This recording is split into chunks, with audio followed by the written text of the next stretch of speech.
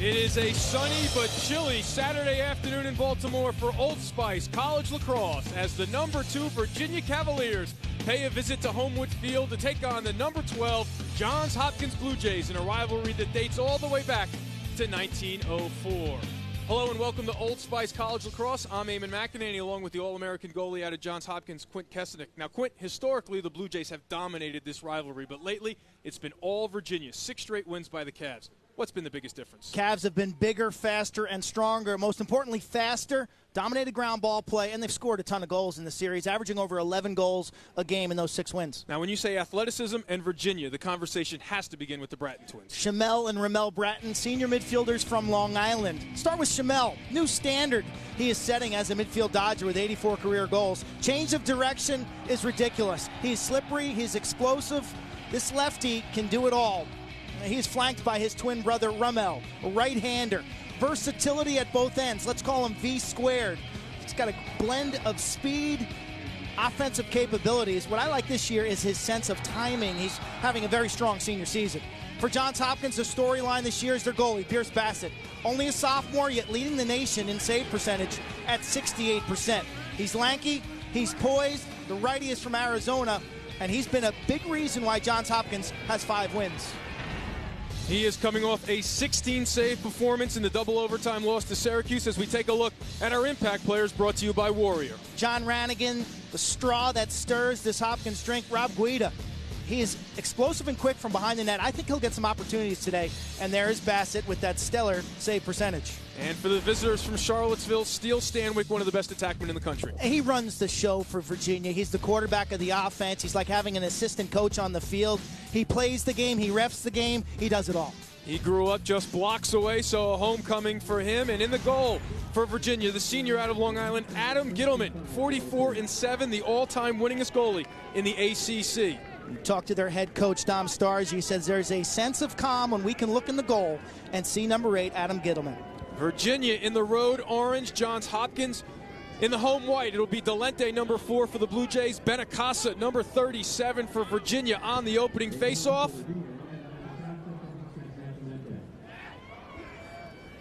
And we are underway at Homewood. Number 2 on the road to take on number 12. Still loose, picked up by Bocklett in Virginia. So the Cavs go to work first, and as soon as I say it, Bocklett with an errant pass right out of his stick.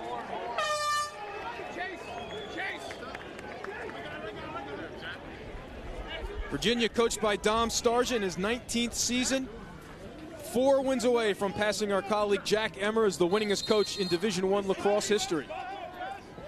Thought it was interesting when he talked about his defense this year. Says we're getting by as opposed to getting better. Still a work in progress on the defensive end. Looking for improvement, especially off the ball. So John Rannigan has it in his stick over to Guida. Now, Quint, last week in Syracuse, the political correct term was a deliberate attack. What should we expect from the Blue Jays here today against Virginia? A deliberate attack, but Virginia will force you to go to the goal by overplaying on the perimeter. Really, the tempo in this game is controlled by Virginia, not Johns Hopkins. Does Virginia step out and press their matchups and force Hopkins to go to the goal? This is Zach Palmer being guarded by the short stick, really with a step-down opportunity. Had to make sure he still had it. That was a promising little scenario for Johns Hopkins. Couple keys for the Blue Jays. Ground balls. You've got to flood the ball with numbers and then limit unsettled situation, transition, and restart goals. Keep this a conventional half-field game. Here's Greeley. Quinn, it sounds so simple. Ground balls are important. We hear it every game, every level. Why so important in this game?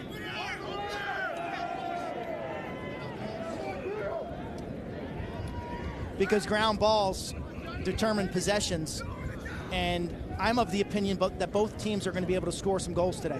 Greeley looking to get inside LaPierre.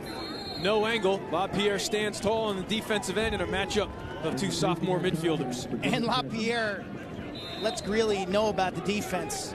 I tell you, you talk about a guy who can stand toe-to-toe with anyone in the country. On the defensive end of the field, that's number 44 in orange, Chris LaPierre.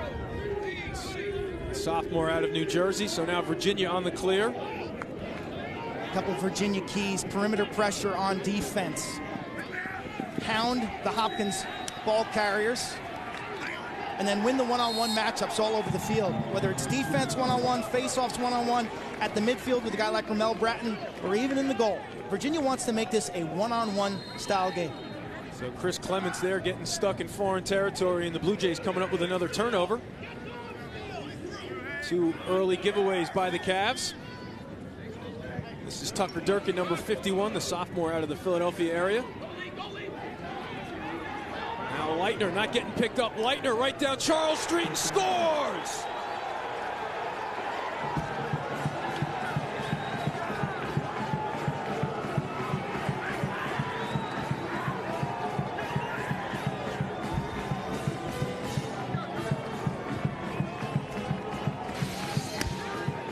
Sniff it out at the midfield line.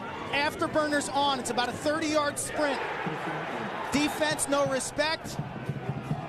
Turn and rake. Good start for Hopkins. Last time we saw them on this field, they fell behind Princeton 3-0 and looked flat and not ready to play at an elite level. Today, different story.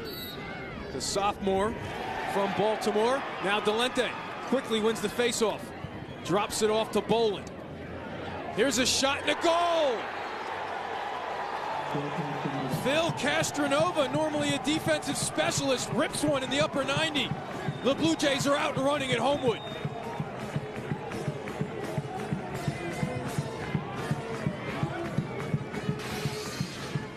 A new wrinkle for Hopkins this year. Delente's success parlayed into transition opportunities. I love the trailer break. Boland eyes up. He spots Castronova coming off the wing of the faceoff, and the freshman pops that one right in the corner. Gorgeous shot. Good eye work by Boland. Delente, a big storyline this season. Much improved. 3rd best faceoff percentage in the country, just over 70%. So 2 defensive players coming up with 2 goals 8 seconds apart. So much for what pace Johns Hopkins wants to play with here today. Delente with another win. Now Boland, the senior. He is the quarterback of the attack for Johns Hopkins. He and Kyle Wharton coming off 0-point efforts against Syracuse. Delente, he wanted to pull that trigger right there. So Coach Petromala stressing that he needs to get more out of his veteran attackman. It's also interesting the way he mentioned that last week against Syracuse, very deliberate, but the kids kind of lost the will to attack because they're being so patient. And he wants them to kind of walk that tightrope. Let's be deliberate, but know when good opportunity arises. The message to us that he's been relaying to his players all week: we need to stand toe-to-toe against the number 2 team in the country. And then he stressed we have to stand toe-to-toe with them. Here's another shot by Burkhardt. Gittleman ready for this high-to-high one. So he gets a save under his belt. Now LaPierre on the clear. So Virginia back on its heels early on the road against Johns Hopkins at Homewood Field. Shamel Bratton's made a career out of scoring against Johns Hopkins. The first 10 or so minutes of this ball game are critical. When Shamel gets off to a good start, look out. He's typically on fire throughout the game. Stop him early, you can win that matchup. 13 career goals in 4 games against Johns Hopkins. The Blue Jays have seen nothing but his A game in his career. This is Mark Cockerton being guarded by Lee Coppersmith, and Tackman being guarded by a short stick.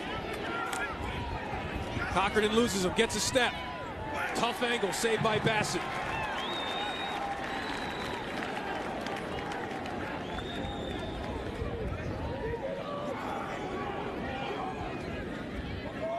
Durkin sends it back to Bassett. Now over midfield. This is Burkhardt.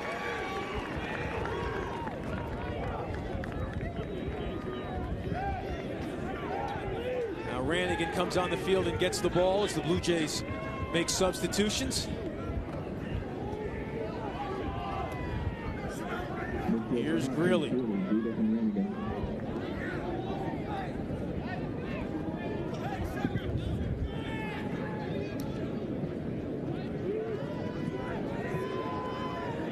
Guida being guarded by Ramel Bratton. Very good defensive player. He'll be on Virginia's man-down unit.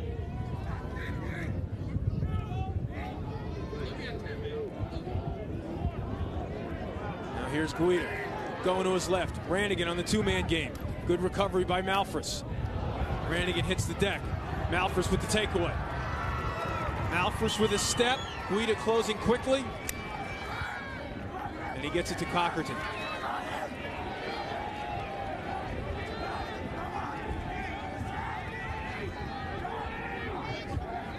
Here's Stanwyck, the junior All-American.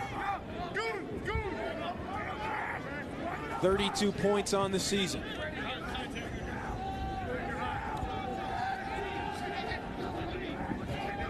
Get the screen from Bachlet. Bachlet now is a short stick behind. Not normally a Dodger, but this is a midfielder and Guida guarding him now.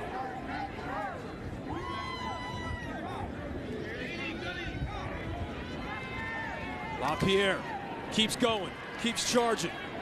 Loses it. Good defense by Greeley and Durkin on the double team, but Stanwyck there for the ground ball. Shamel Bratton has not forced anything so far. Now he has it being guarded by Guida. This is a mismatch. Makes a nice pass. Bachlet there. That one hit a pipe. And Rannigan picks it up on the rebound. Rannigan running right at the Brattons. Slows it up. And it looks like Shamel Bratton might be hurt. Huge break for Johns Hopkins. Virginia rattles the ball off the post. Rannigan with an athletic move to capture that ground ball. This is Coppersmith out of Florida. I like the play by Virginia. Shamel Bratton sensing that Hopkins is going to send their early double. He did a move, boom, his eyes popped right up. Great feed to the wing. So now Madik on the invert being guarded by LaPierre. Forces the switch. There's a shot by Wharton. That hit a pipe. He is a lefty sniper. Quick feed inside on the restart. We got two refs pointing in different directions, gentlemen. Yeah, it looked like they said Hopkins ball, but Adam Gittleman tried to steal a possession there. So now they're going to talk it over. Our three officials today, Tom Young, Brian Abbott, and Scott Rayburn. Scott Rayburn on the far side had a pushing violation. Tommy Young on the near side, number 11, had a crease violation. We'll talk it over. So it'll be Johns Hopkins ball with a 2-0 lead. The Blue Jays coached by Dave Petramala. In his 11th season, 118 wins at his alma mater. What was his response when you asked him, Coach, about the dive or no dive crease call last week up in Syracuse? Kyle Wharton with the apparent game-winning goal in overtime wiped out for a crease violation as Goodrich turns the corner there. It was my first question on the conference call, and he said, I have no thought on that call. It was classic. Turning the page. Wide awake at 8 in the morning. He's ready to go. And his team has been ready to go so far in this one. We had a surprise already down the road at College Park. Well, we have another one as Zach Palmer gets the shot off. That's his first shot all year, not on cage. He was 19 for 19 coming in. Tell you, Bobby Hill, when you're in a shutoff situation behind the goal and you're the defensive player and you sense a shot coming, well, Bobby Hill just took a 3-step head start towards the end line. Smart play. Possession for his team. Savvy play for the rookie out of Malvern Prep in Philadelphia. Now this is Briggs, who has come alive lately for the Cavs. Now Stanwyck. So Shamel Bratton back out there. This is Rob Emery now, the talented freshman from St. Ignatius Prep in San Francisco. Briggs taking her own at Goodrich.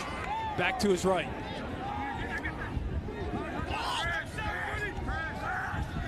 Well, this is respect. They have Jack Riley, their talented freshman close defenseman, number 43 on Shamel Bratton. The two-man game from behind. Cockerton doesn't like the shot. So now Emery. He got his hands free, but on the wrong side of the net. Very, very good defense. You force a freshman to a weak-angled alley shot. Hopkins sticking to their man-to-man so far, packing it in tight. Bassett will handle the rest. Everything going according to plan right now for the Blue Jays as Rannigan touches it up in the box. As we approach the 5.5-minute mark.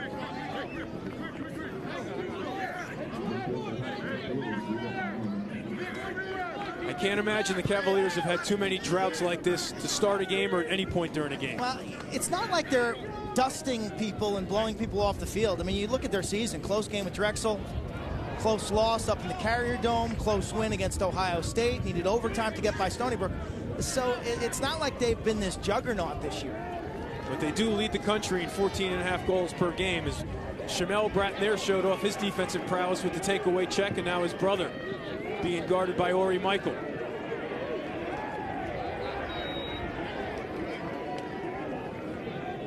This is John Haldy, the senior out of Philadelphia, being guarded by the freshman Castronova, who already has a goal.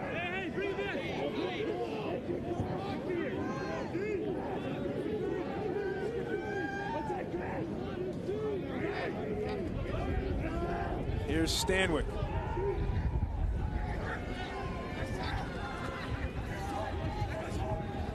Stanwyck looking for the feed. Bachlet makes the catch. Gets the lefty shot off. That one hit a pipe, or maybe Bassett got a piece of it.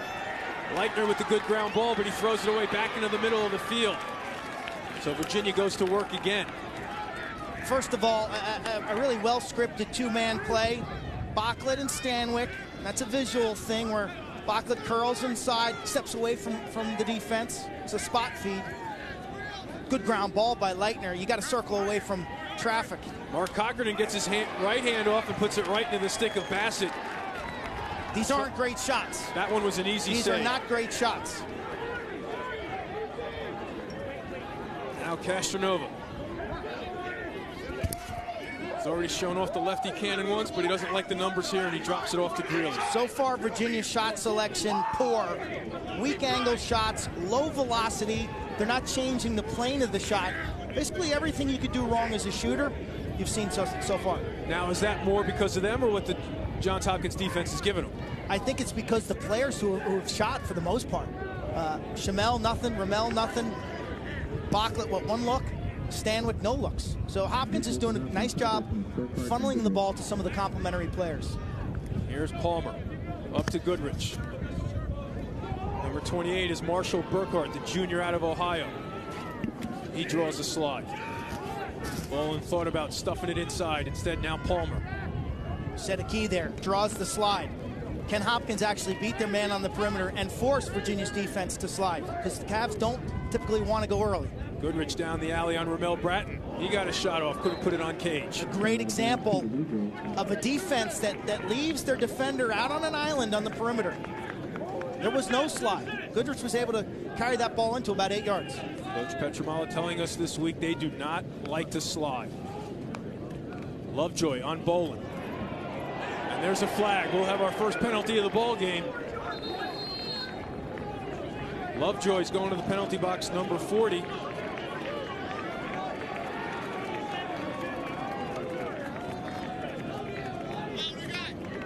I guess it was away from the ball and not on Lovejoy. It's on Scott McWilliams, the freshman out of New Jersey. Bolin, the natural right-hander, gets tied up. He called it in. That is good defense by number 40, Matt Lovejoy. That was not the penalty, so my bad on that one. It must, like I said, away from the ball on the freshman Scott McWilliams. So the bad news for Virginia is it's a man down. The good news for Dom Starsia, his team's man down. 2 for 32 against the Cavaliers when you have an extra man. That is mind-boggling numbers so far. They pressure the ball despite being down a man, and they have excellent speed on this unit, led by number 3, Ramel Bratton. But Goodrich is left all alone. Miscommunication on the restart. It's 3-0 Cavaliers. Excuse me, Blue Jays.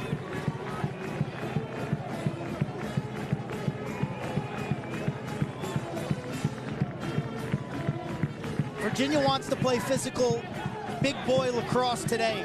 And the only way that Hopkins can make them pay is if they convert on the extra man.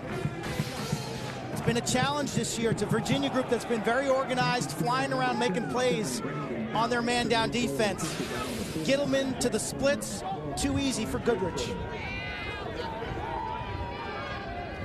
That was a subtle change of formation off the restart on the end line. It's caused a momentary confusion. Violation on Benacasa, so another possession for the Blue Jays. Under 2 minutes to play now in the first quarter. Delente turnaround player of the year after a subpar season last year. Changed the rules. This kid has been unstoppable this year. Against Manhattan, won 15 of 16 draws. Virginia on the cusp of going scoreless for a quarter for the first time this season. So much focus on tempo and pace leading up to this ball game with under a minute 30 to play in the quarter and a 3-0 lead. What would you expect from Hopkins on this possession? A tough pass through a lot of sticks. A look away, tough pass. Nice job by the goaltender here. Stays in bounds. Can't split the double team. And it'll stay. I tell you, those are the little skirmishes and the little scraps that in the last 6 meetings between these two teams, Virginia has won. That case, not true. The NCAA Hockey Championships presented by Enterprise Rent-A-Car on ESPNU continues tonight with 2 regional finals. And Greeley rips the net. It's 4-0 Johns Hopkins.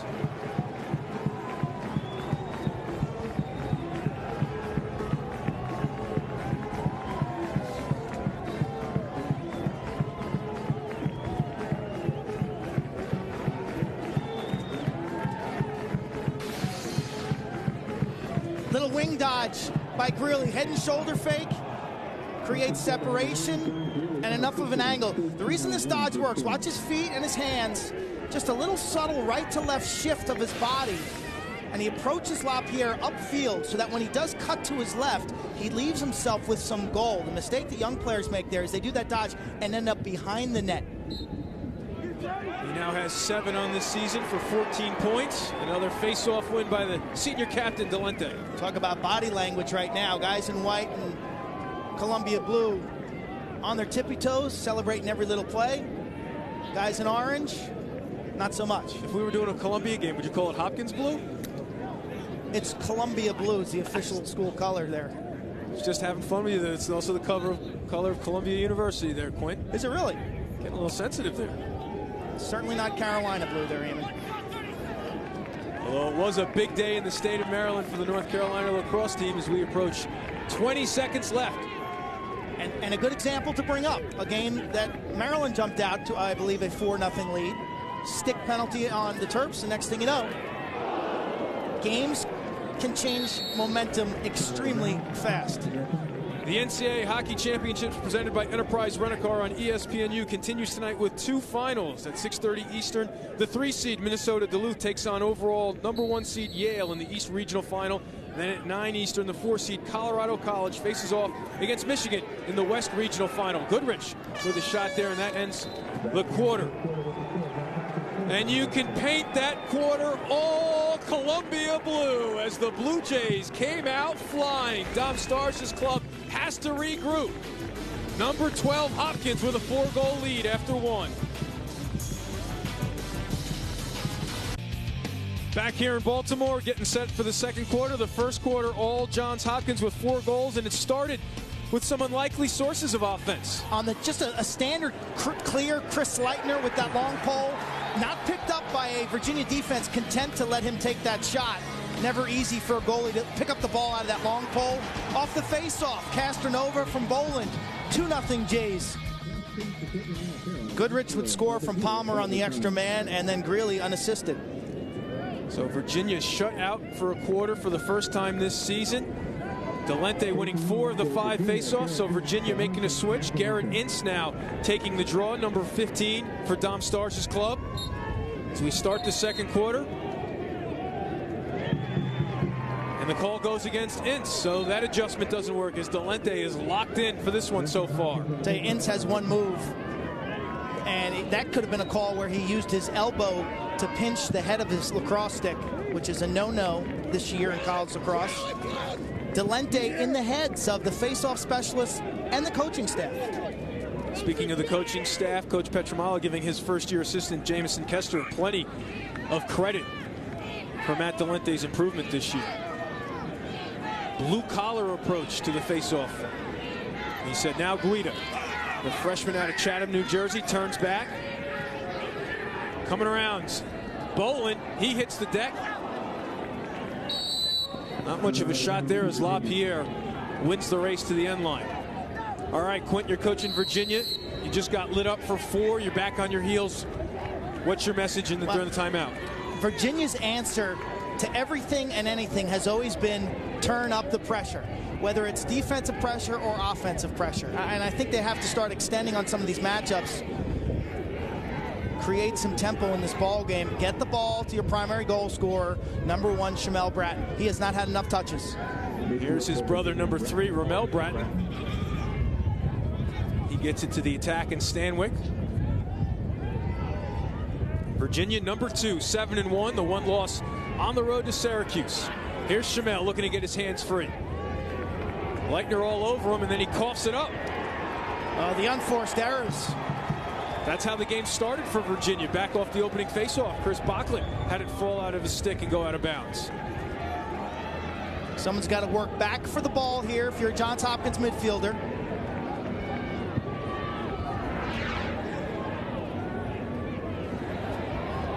Tell you, sloppy ball handling. That ball just rolls off the top of the cross of Shamel Bratton's stick. There's a moment of indecision there where he's not sure if he's going to pass or fake. Mike Madic's got to get it in the box, and he does. So 30 seconds to get it in the box, and now they get a shot attempt, but did they call timeout?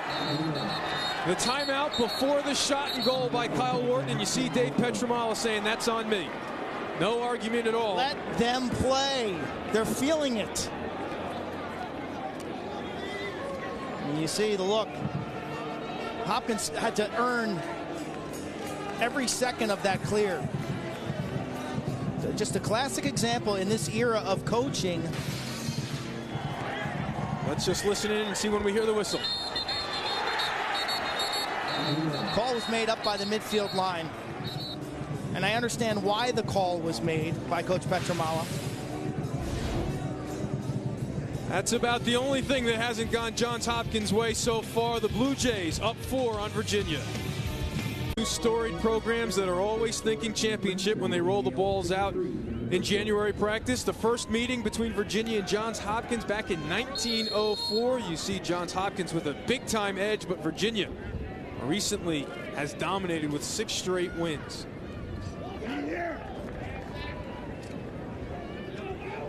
So now the Blue Jays out of the timeout. See if Virginia tries to up the tempo defensively. Come out and create some turnovers. LaPierre backs off Greeley.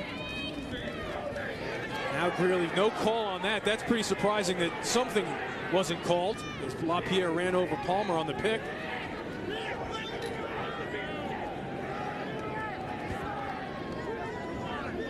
So now Palmer will invert LaPierre. So they try to get a long stick on the sophomore attackman out of Canada. 4-0 lead. I know the tendency here is to put your fingerprint and your imprint on this game offensively, but this was a Hopkins team that was rolling, and now all of a sudden they look like they're playing a little. Brannigan gets a step on Malfris. Too high on the shot. You got to run your streaks. You got to maximize your streaks. Keep it rolling while you're hot.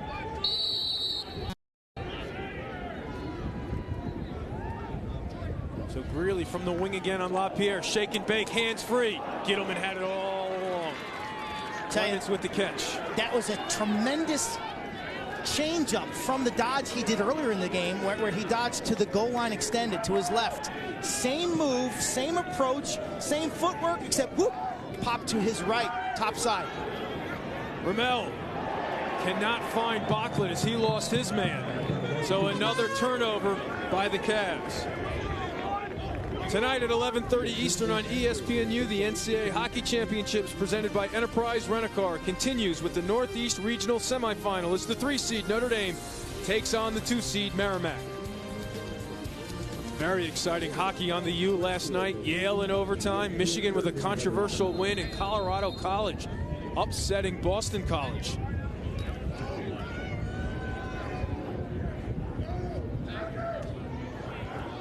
Still trying to figure out how they came up with that ruling in the Michigan game, but the Wolverines will certainly take it and advance. That is an offsides violation.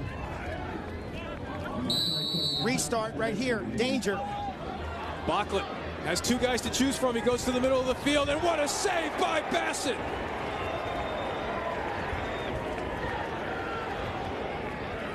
Tell you, sometimes you get lucky when you go down to that offside low save and your butt end comes up. He makes that save with his left hand or butt end. Take another look. Looks like he got it with that low glove, with the low side glove. Here's Briggs. That one not on cage. Briggs has certainly become a major factor for the Cavaliers lately.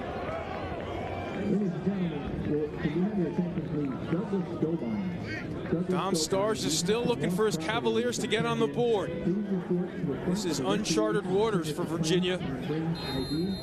Almost 10.5 minutes left in the second quarter to have a goose egg up on the scoreboard. Now Stanwyck. Here's Shamel, being guarded by Riley. Briggs draws Castronova, gets underneath, moves to the left, too high. Tell you, Briggs likes that matchup. He ran by Castronova like he was standing still. On the quick restart up top, Shamel coming down. Roll back to the right. This is when he's dangerous, but a good recovery check by Riley sends that one sailing into the parking lot. Shamel, a natural left-hander, would prefer to let it rip lefty, but a good recovery, as you pointed out. That's why the defenders have those long poles. Miscommunication. We're going to get a moving pick call here, it looks like.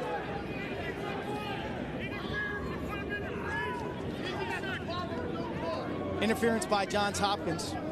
So why did... Because they pushed the offensive player into the crease. That's why I thought it would have been on Virginia, because they blew the whistle while Stanwyck still had the ball. But as you pointed out, Bachlet ends up in the crease. And there it is right there at the bottom of your screen. Durkin deflects Virginia player into the crease. So Virginia goes to work with the extra man, 18 of 31 on the season. Look out for number 10, Chris Bachlet. He has 9 of Virginia's 18 extra man goals. Here's White. Bachlet right in the middle on the crease.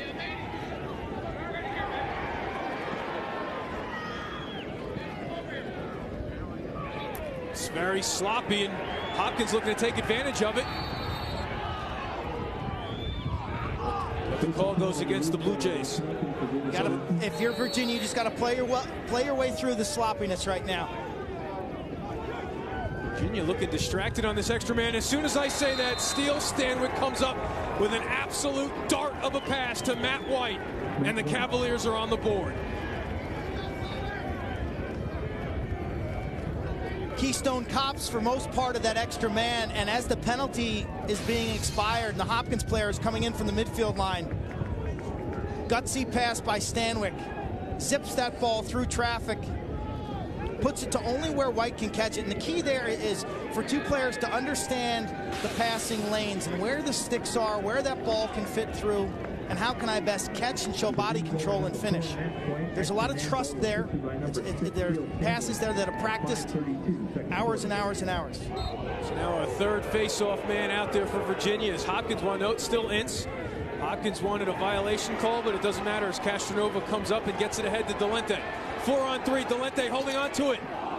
Can't put it on the net. Wharton there for the backup. So Hopkins certainly pushing it off the face-offs. Delente realizes that he has the green light. Virginia's defense, they're staying locked down low on the attack. So they will let him carry in and take a shot. They are lobbying the officials. They thought Ince violated on that one. The entire coaching staff wanted a call right away as soon as that faceoff started. Now Palmer backs up, looking to get an angle on Clemens.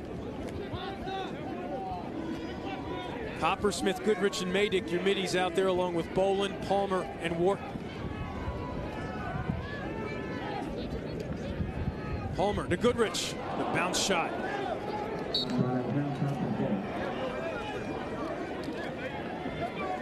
One of the offensive keys for Bob Benson and this Hopkins group, make Virginia play defense away from the ball. Move them, force their roles to change. You see top of your screen, all the activity in front of the goal. Robbie Benson, the offensive coordinator for the Blue Jays, a former All-American here for Johns Hopkins. Billy Dwan runs the defense. And you mentioned off the ball. That's where the youth has shown up for Virginia on the defensive end. Trying to replace Ken Clausen and Ryan Nizelek. So now Goodrich will take a run at LaPierre from behind. Setting up the pick. And there's a flag on Clements. We heard that one up in the front row. I think that one's called more on volume than actual contact. Pierre bodying up Goodrich. Flirting with multiple fouls here. Ramel whacking away at that one. Virginia takes it out of the box. Here our official saying he got him on the glove. But Clements didn't. By rule, it doesn't matter where you get him. You get him on the glove, you can get him on the arm. You could miss entirely. It's the way you swing your stick, by definition. Here's the penalty. Right that there one's on thigh. On the right thigh. Good call, good angle. There were a couple more free whacks there that were not called. There were.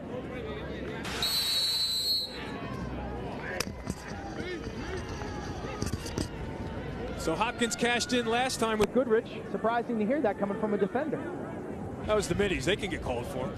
Now Greeley up to Bolin. Feet inside again, but they're ready for it. And now Palm, they go in and out of the crease to give it right back. So McWilliams, the freshman, frustration right for Virginia. This is the right call. As a defender, when you gain possession outside the crease, you have to stay out of the crease. Now Greeley thought he wanted to take the shot before the ball was in his stick. Meltzer out on him. There's a big hit by Lovejoy. And Greeley's down. So Lovejoy knows it's on him. He's going to the box. Let's take another look at this one.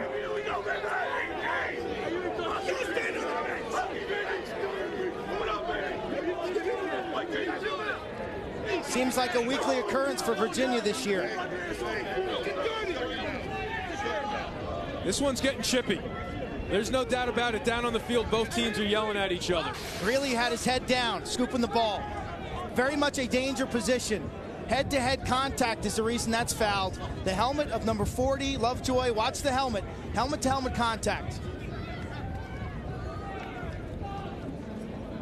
We saw a hit earlier in the Maryland game, the Maryland-North Carolina game, that to me was a textbook how to hit somebody today that was flagged. That to me, Eamon, the only thing I could see there is that the head was a little high under the chin. The head and neck area are off limits entirely. This is not college football. And if you're going to play it like college football, well, then we need to put college football helmets on. That is a monster shot, a kill shot. And I know Lovejoy's intent was not to injure, but when Greeley's head's down like that, you really have to take into account that the head and the neck of your opponent. All right, so give me a teaching point here for the young player. What's he supposed to do? Just stick check? All he had to do there was just drop a little lower. So a 2-minute penalty. Point of emphasis this year, and it's good to see Greeley on his feet. You know, the last thing lacrosse needs right now are concussions to run rampant in this sport, or a neck injury that leads to paralysis and or death of an athlete that would curtail the wonderful growth that this sport is seeing nationwide at the high school and the youth league level. If lacrosse is not safe, then that prohibits growth.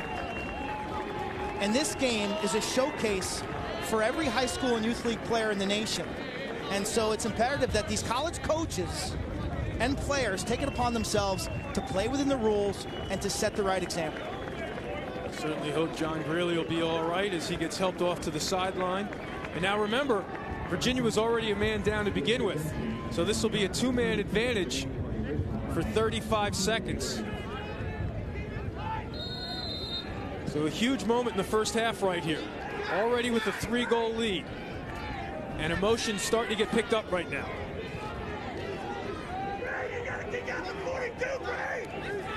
Here Dom Starger say get on 42. That is Kyle Wharton. He is a very accurate and hard shooter. Skip pass up top, hands free. Bolin blows it past Gittleman.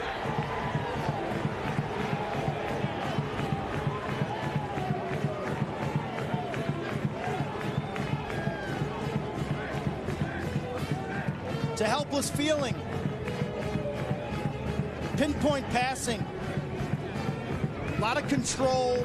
The fans have not had a seat here once this game has gotten started. Palmer realizes that the defense stretches to Wharton. That opens up a seam. Boland shoots straight overhand to the offside pipe. You talk about radical improvement in, 3 weeks? This Hopkins team run off this field by Princeton. Here they are a couple weeks later, 5-1. Who knows what to believe? There's been a crazy year, to say the least, in college lacrosse. So now LaPierre out there for the face-off against Delente. Again, Virginia still down a man as Lovejoy stays in the box. Great check there by Ramel Bratton. So now LaPierre and the Cavaliers looking to run out almost 80 seconds of a man down. So this is Briggs. That was a huge check off that face-off lane. Again, Coach Starr just says Ramel Bratton does not get enough credit for his overall IQ and lacrosse savviness. Now Briggs trying to run away from the double team, now trying to split it. If you're Hopkins, you don't want to be over-aggressive. Will he shoot and score? A man down goal from Colin Briggs. A big-time momentum swing started from Bratton, and then Briggs ends it.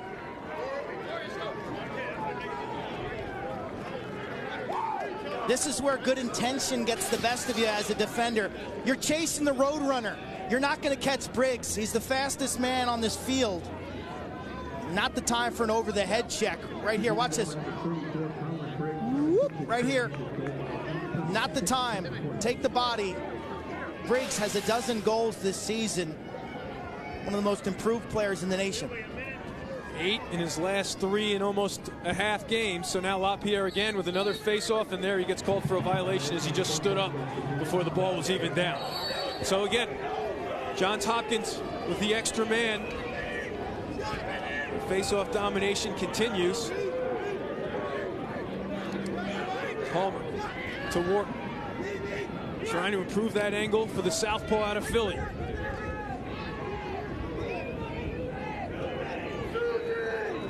There he is. He steps into one, drops it off to Palmer instead. What a pass! Did Gittleman get them? Yes, he did. What a save. Hopkins was celebrating a goal. It sounded like a goal, but Gittleman. Well, that was his stick. Ball hit off his stick, obviously, and makes contact. I thought it was a goal. I thought there was no way he could make that stop. We saw a similar play by John Galloway against these Virginia Cavaliers as we take another look. Backside feed. Oh, that robs him. Absolutely robs him. You never want to quit on a backside shot. Could be a spark for the Cavs. This could be a huge 2-goal swing. They already have a man-down goal.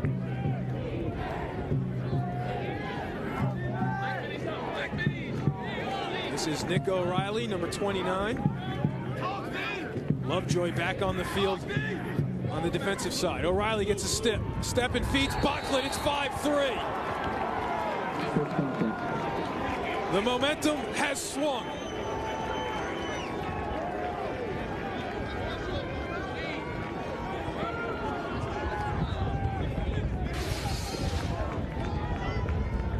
This is a kid who's really coming on for Virginia. Nick O'Reilly, only a sophomore. Rockville Center, Long Island. Presses left-handed, eyes are up, and this is just a blown coverage by Hopkins off the ball. Nick O'Reilly to Bocklin. O'Reilly, the 2-time Nassau County Attackman of the Year on Long Island.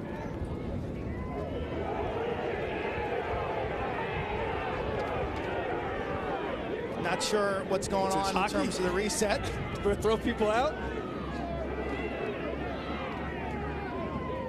There's really no such thing. I guess the refs can do whatever they want there, but when Ants comes up with the automatic fast break, and he shoots. That one was easy as Bassett read him going down low.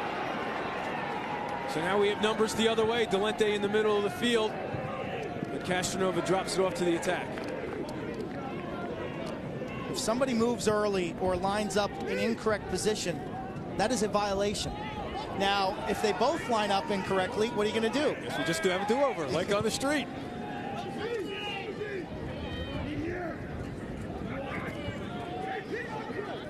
So Hopkins with the ball and a 2-goal lead, but no doubt Virginia's back into this ball game. So a critical possession now in the second quarter. You mentioned hockey there, but if both guys do line up in the neutral zone and the ref doesn't like it, I like what you say. Get them out of there. Get me 2 more guys, and they must come from the wing.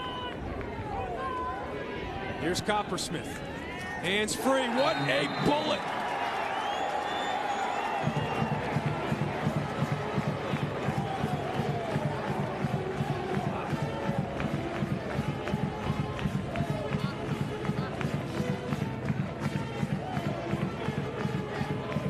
Florida's fastest and finest.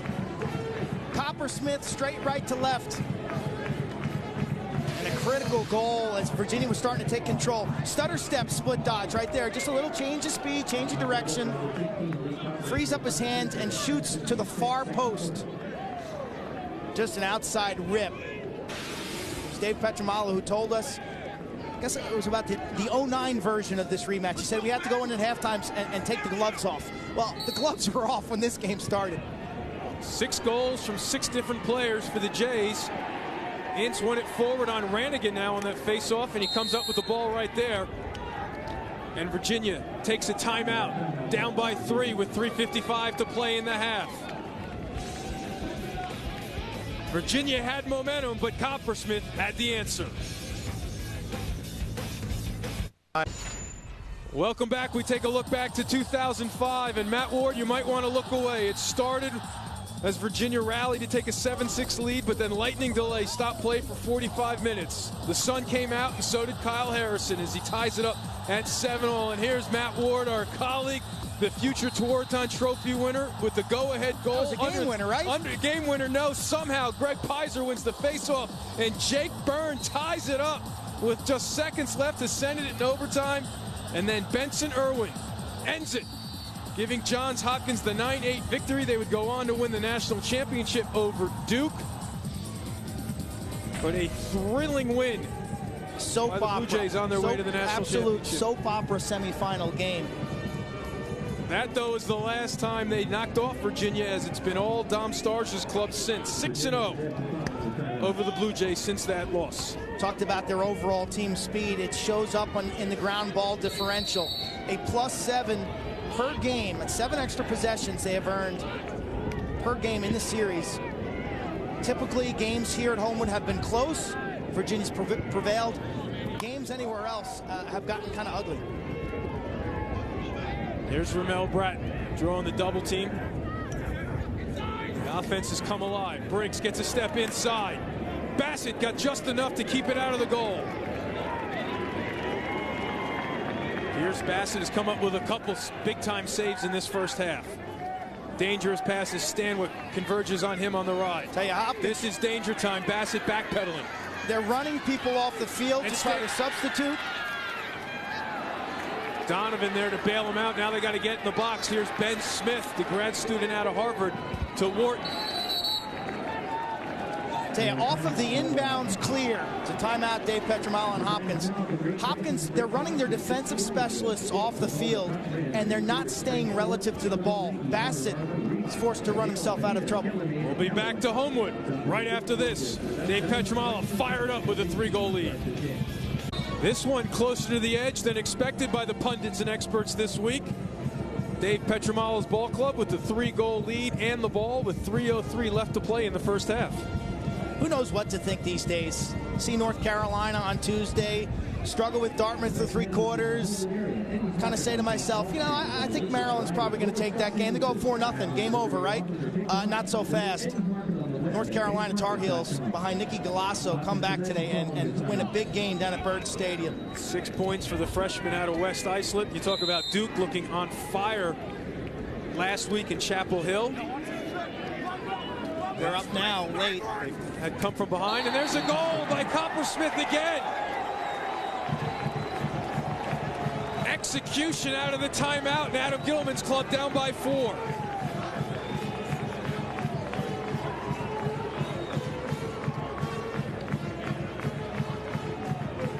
It's amazing how a game plan can differ so much from week to week. Last week it was rope-a-dope.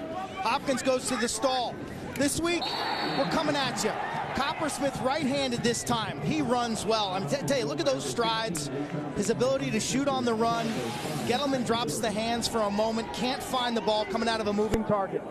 Should be interesting on this face-off to see what Ince does, because the Hopkins coaching staff has made the officials very aware they think he's violating, but no whistle there.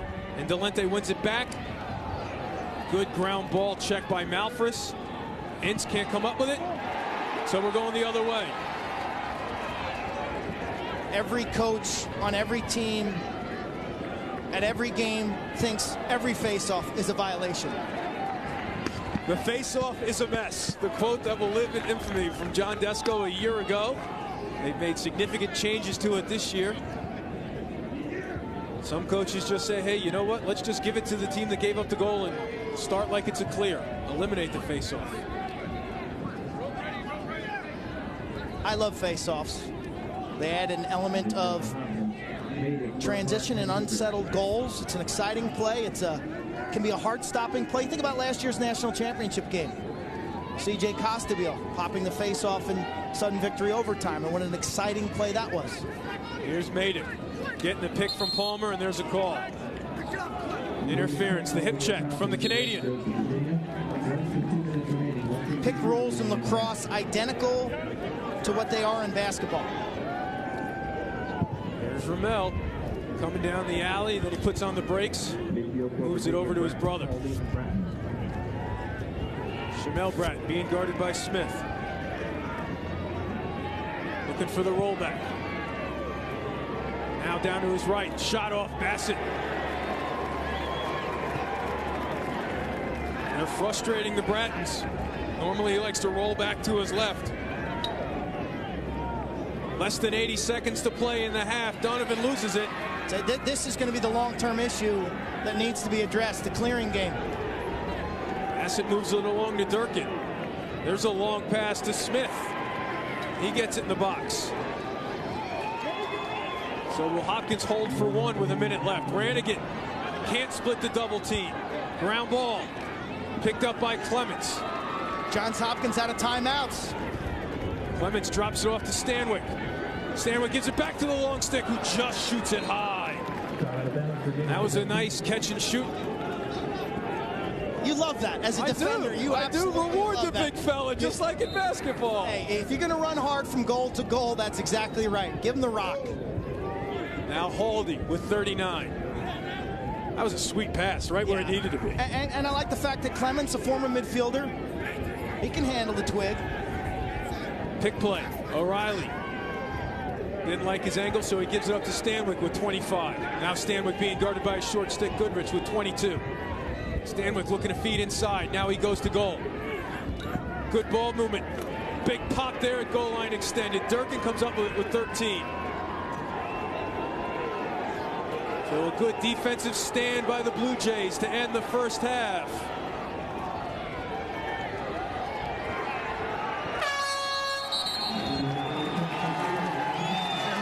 So the Blue Jays dominate most of the action in the first half and take a 4-goal lead into the locker room. Coming up on the Warrior Halftime Report, it's Sports Center U with Lowell Galindo. We'll have highlights of North Carolina's win over Maryland. We'll take a look ahead to the hockey championships, and we'll have a Warrior Pro Summit, the top players in the game, and of course highlights from this one. Our score at the half: Johns Hopkins 7, Virginia 3. Now let's join Lowell Galindo in the studio. Welcome back to the Warrior Halftime Report, and it's halftime here at Homewood Field between Johns Hopkins and Virginia. Now let's join Quint Kesenick for today's Warrior Pro Summit on the top players in the game. This halftime report is presented by Warrior. All hail. Hi, everybody. Welcome to the Warrior Summit. We are talking lacrosse excellence with some of the superstars of the game. We've got Ned Crotty, Jeff Snyder, Matt Danowski, and Ken Clausen. Our topic today, who is the best player in the history of Major League Lacrosse? And, Jeff, I'm going to throw that out to you as the elder statesman of the group. You got to go with Gary Gait. I mean, he's won everything that you can win in lacrosse. If you look back to starting in Canada with Minto Cups, Man Cups, and then to the NCAA championships and World Championships and obviously MLL championships. He's won MLL championships as a player and a coach, but you could argue that there were some others, like a guy like Casey Powell, who could argue to be the best in the game. Yeah, for me, I think Casey really put the league over the top. I mean, he owns the points record. I mean, it seems like he's just been the consummate best player wherever he's been for, as long as I've ever seen him play. Ken, is there a defenseman maybe that jumps out at you when you were growing up, who you patterned your game after? Yeah, I mean, I think growing up, it's hard to deny that Brody Merrills was a name that you constantly heard. Very good at taking away the ball, bringing it upfield, and being an offensive player as well as defensive, master. Ned, New Jersey native, grew up when the New Jersey Pride was a franchise in the league. Yeah, but I'd have to still probably say, all three of the Powells, all three had different games, and, all were very successful, as well as Gary Gait. And, lots of times when you talk about players in other professional sports, you talk about how many rings they have. And when you look at, the Powells and Gary Gait, they've got every award there is. So, and if that's how you're going to gauge success, I think those guys are some of the best. Who can be the next Gary Gait? Who's the next star of the next 5 or 10 years? Probably Sidney Crosby. Nice. That's tough. I mean, to project someone now to live up to those standards, I don't know. I couldn't tell you. I don't think there is a next Gary Gait. There's not going to be a next Michael Jordan, but I think someone who's, obviously, won championships and, put himself in a position like that is, got to say, Paul Rabel. I mean, from world championships, and he hasn't got an MLL one yet, but college championships, he's the next guy who's got rings almost over his fingers. One thing that stands out for me, Major League Lacrosse, it's tough to win a championship now. I mean, it's not like there's 1 or 2 good teams. There's 5 or 6. The entire league is very, very tough. I mean, there's no free wins. Well, championship weekend is, one of the harder things to do in sports, to turn it around and play realistically 2 games at full tilt in 24 hours. It's a really hard thing to do in sports. It's not an easy task by any means. Interesting to hear the opinions of these superstars. Hope you enjoyed this version of the Warrior Summer. Welcome back to Old Spice College Lacrosse from Baltimore, Maryland. The number 12 Johns Hopkins Blue Jays with a dominating first half lead. The number 2 Virginia Cavaliers 7-3 as we are moments away from the start of the third quarter. Eamon McEnany along with Quint Kesenick. And Quint, according to plan for the Blue Jays. Entertaining game. The goal by Greeley made it 4-0 at the end of the first quarter. Big time pop. John Greeley out for the rest of this game, head injury, but a 2-minute non-releasable penalty. Pierce Bassett's been spectacular. Hopkins' ball movement has been snappy. Their shooting has been opportunistic. 5-1 Boland from Palmer on the extra man. And then the man-down goal from Briggs that looked like it had momentum going the Cavaliers' way, but Lee Coppersmith had a couple of answers for the home team. Back-to-back goals, 7-3. A big differential in this game, face-offs, allowing Hopkins to control the ball to generate a big advantage in total shots, 23-16. Blue Jays have won 9 of the 12 face-offs, and Pierce Bassett has 8 saves. So it'll be Ince against Delente again. Virginia tying a season low for first half goals. They only came up with 3 against Stony Brook. They would rally to win that game in overtime. There's a loose ball push to start the second half as we take a look at our impact players. And Quinn, I don't think anyone would think the Bratton brothers would combine for 0 points in the first half. I tell you, this is 2 twins who've scored 26 goals so far this season. They average about 13 shots a game and 0 for 3. And what stands out there, they've only taken 3 shots. I mean, usually Chamel's good for 8 or 9 himself. Especially against Johns Hopkins. Again, worth noting, 13 career goals in 4 meetings against Johns Hopkins. Right now, putting up the goose egg. Coppersmith feeling he can take LaPierre at will. This time he gives it up to Palmer. Virginia smoked in that first half. Just some poor one-on-one defense. And that's a signature of Dom Starge in this group. They've always played excellent perimeter defense. Turnaround, fair play. This time it's Guida with the roll back against Ramel Bratton. And the Blue Jays strike first in the second half.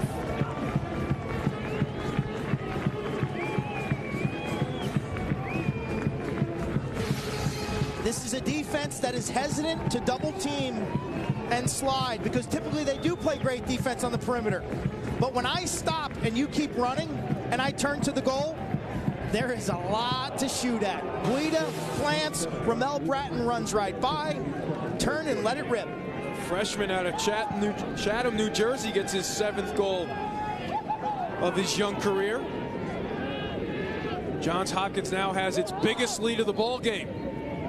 Benacasa back out there. And it's another violation call against the Cavs.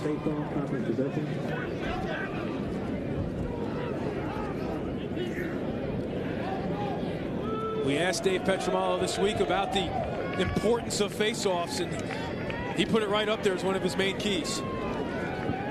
It's a key for Dom Starge. you got to look your face-off specialists in the eye and say, guys, what's going on? You can't even make it a 50-50 ball so that our speedy wingers are getting involved. Delente is cleaning their clock to the point of the wing guys aren't even the factor. Adick loses it as Briggs poked it away. 2-on-1 ground ball. Briggs, look at the hustle coming up with it. That's LaPierre, excuse me. So now O'Reilly up ahead of everyone. Feed inside. Bouncer too high, but O'Reilly there for the backup. Bassett and the Blue Jays dodge a bullet on the 3-on-1. Now Briggs. Here's Chamel. Does he try to create a long shot? That one hit Leitner in the head. Virginia closest to the ball. The NCAA Hockey Championships presented by Enterprise Rent-A-Car on ESPNU continues tonight with 2 finals. At 6:30 Eastern, the number 3 seed Minnesota Duluth Club takes on overall number 1 seed Yale in the East Regional Final. Then at 9 Eastern, the 4 seed Colorado College faces off against number 2 Michigan in the West Regional Final. Yale surviving last night in overtime against Air Force. Their lacrosse team beating Princeton today in Ivy League action. Cornell also a winner in the Ivy League over Penn in overtime. Hands free, not on cage. Back up right there, feed inside. The behind the back. Doesn't work for Bachlet. Virginia starting to force the issue on offense. Stanwyck off the pick. There's no question they need to play faster. Oh, Briggs, what a move. Good check on the recovery by Riley. Hopkins is going to fend off this as long as they can. They'll ultimately switch defense later on to a zone if they feel they're tiring. Nick O'Reilly step down for Bachlet. Bassett. Good anticipation. Now Castronova. Tell you, that was very shoddy location. There's not a goalie in the nation who wouldn't have made that stop. I mean, it's right at his midsection. As a goalie, though, Bassett this season he fills up the net so well. What is he, 6'3"? He's lanky, he's long. He moves from pipe to pipe. What I like about him is he doesn't guess. You can't read the emotions. I mean, he's like a Clark Kent type. He's got one emotion, and it's the same whether they're up 8-3, as they are right now, or whether they were down to 3 to Princeton. And I like how he's active around the goal as well. He's not great out of the goal, but he's good, and he makes three or four really solid plays to help his team earn possession.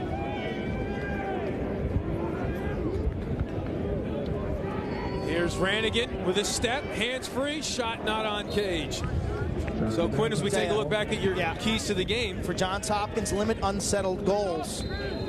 They've done a nice job in that department. The Cavaliers have not been able to run from defense to offense. And then the ground ball war, which in this series in recent years has been tilted towards the Cavaliers. Not so today. Bolin loses it. Now Virginia on the clear, and it's Briggs.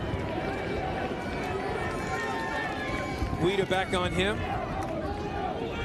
Now Chamel coming in through the box. Rannigan there to meet him. He loses him. Looking to pass, though, instead of shoot. Finds Bachlet, now gets it back. Now Ramel being guarded by Coppersmith. The bounce shot, the jump shot, but Bassett, he was good down low last week against Syracuse, ready for that one, but a good ride and a goal. Bachlet with the defense, Stanwyck with the offense.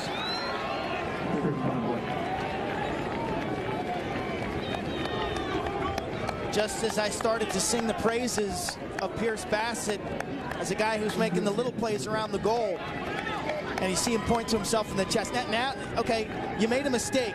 No big deal.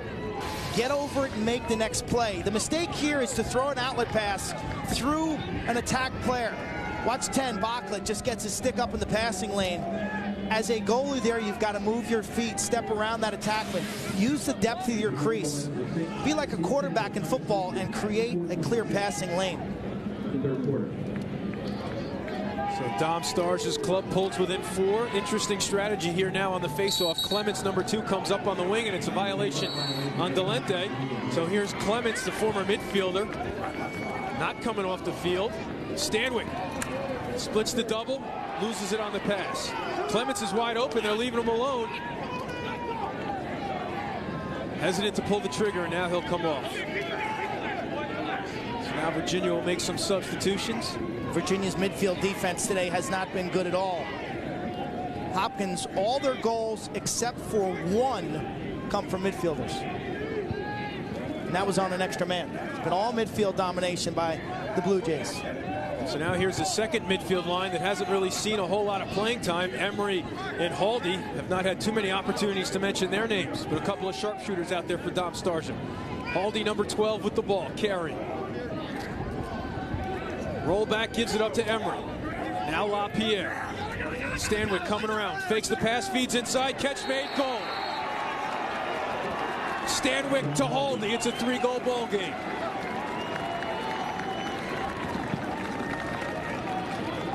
That is by far a more finesseful pattern that we've seen from the first midfield, who seems content to go one-on-one and take 15-yard bombs. Miscommunication on defense. You see Donovan, 2 defenders here, approach Stanwyck. Not a good sign. That means someone's open. Great cut by Haldy. Playing without the ball. There's 1 ball, 6 guys on offense. Move without it. Good things happen. Blue Jays ball watching on that one, and Haldy makes them pay. So Ensign Delente again at the X. Enns can't come up with one-handed, now he does. Previs, though, loses it.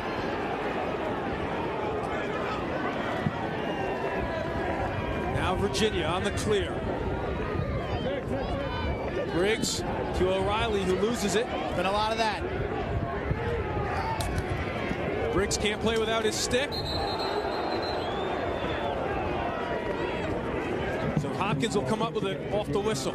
Probably the worst place in America that you could push a guy in a Blue Jay jersey is right there in front of their bench and their fans.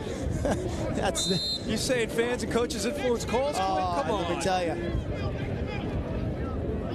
So an errant turnover by Virginia gives it back. Trouble. They get it in the middle of the field. Durkin, Stanwyck hobbling a little bit there on the ride. So now Goodrich being guarded by LaPierre. They have not been bashful, taking it right to 44 when he's guarding the ball right now. Subtle change by Virginia. Malfris now on the bench as the pole. Catch made. How did that pass get through? And Bolin scores.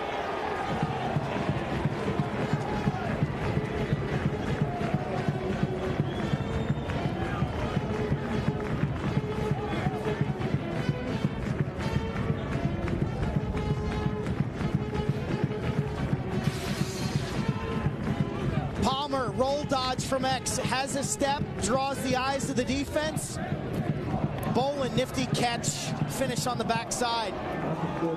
Yeah, that defensively is such a mistake. Palmer was not going to push and score a goal for himself. As we take a look at today's Sector Spiders player portfolio, the career of Chris Bolin leads the team in goals. Back in 09, he led Johns Hopkins in scoring, thanks in large part to an 8-point effort against these Virginia Cavaliers, missed almost all of last year. Yeah, 2 things noteworthy on that play. You don't want to slide to a player's eyes. And then offensively, Bolin does a nice job cutting that back post, where the defense, where the vacancy will ultimately show up. So LaPierre comes up with the ground ball in the clear. Rob Emery with the ball. Quinn? Yeah, perimeter pressure on defense hasn't happened. Hopkins has won the individual matchups. That's new in this series. The one-on-one matchups all over this field. Hopkins has won the little battles. Emery has a can and looking to get it off. Chamel now looking to create, coming down that alley. Instead goes behind his Stanwyck. Now Bratton being guarded by Rannigan. Sees he wants the ball. He wants that matchup, but Emery doesn't see him. Bachlick does now. Here's Bratton. Coming down the left. Gets his hands free, but can't put it on cage. Dave Petramala told us this week in breaking down tape of Chamel Bratton. Number 1 in orange right there. He's got about 90 different scenarios of Chamel pushing to the goal. Most are heading down that left alley like he just did for a jump shot. And the others, he said, most dangerous is when he pushes right-handed, stops, and then rolls back for his left hand. It's amazing the amount of film study these coaches are doing now. The quote from Coach Petramala, he is a bear to handle down the right. Now Stanwyck looking to draw out Ranigan, running the two-man game, goes to his right on Durkin. Looking for the inside roll. Good strength by 51. Now he's alone. I like that, though. If you're Virginia, I like the fact that Stanwyck has the ball. Good things are going to happen. Now Ranigan on defense. Haldy. This is Schimmel. Loses it. Ball comes right out of his stick, and there's two Blue Jays there, Riley and Michael, and now we got a whistle.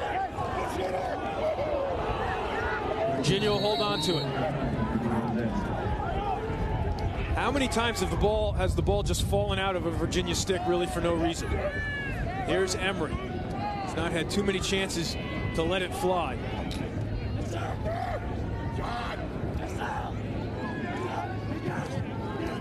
O'Reilly. Bassett hit him right in the stomach. Tough angle shot. Bassett sucked it up. Now Castronova. This is a triple team. Yeah, a turnover waiting to happen. Smart move. Buys himself some time in an angle. Now it's Ranigan with a full head of steam at the rookie. Unsettled opportunity for Virginia. Palmer attacks.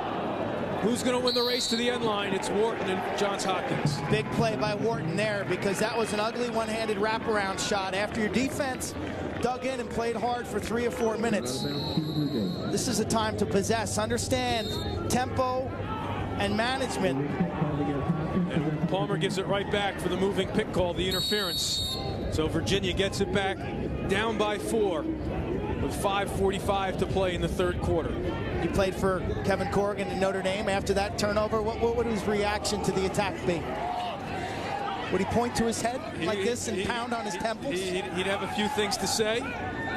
But you mentioned the key point. Your defense has been out there playing well for a long time. Give them a chance. You're up by 4. Bratton with the look. Again, Bassett having no problems with the high shots from way outside. He's going to be body sore on Sunday. Donovan the other way. So let's see how patient the Hopkins offense is now as they make some substitutions. Typically, as a defensive player, that's where the veteran defenders would run up to that midfield line and say, hey, guys, we're tired, slow it down. There are no veterans. 8 out of 10 starters are sophomores or freshmen. The veterans are on the offense. Boland and Wharton. So now Goodrich. Being guarded by Briggs. A couple of New England products here. Massachusetts against Rhode Island. Palmer gets a step on Clements. Now backs it up.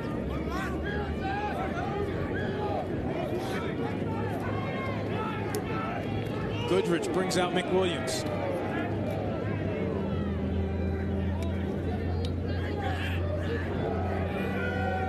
There's a stall warning on Johns Hopkins. Boland with Briggs behind. Johns Hopkins has to keep it in the box. First of the day.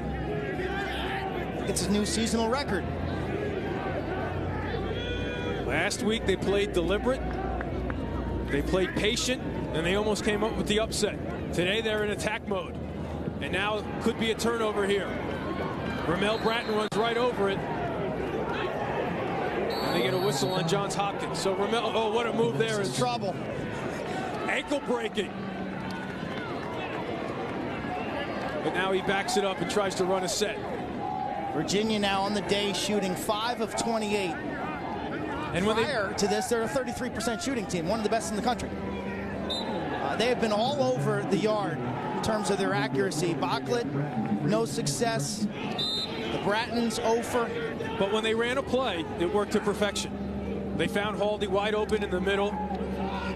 When they just stop and shoot from Charles Street, it's going to work to the advantage of Bassett. Got to credit the perimeter defense, sticking the gloves. Hopkins has been in good position for the most part, contesting every shot. Briggs with a wheel and deal. Can't put it on Cage. Great example right there at the last second. The check came in. Now O'Reilly. Stanwyck being guarded by Durkin. Here comes the pick play. Durkin fights through it, comes up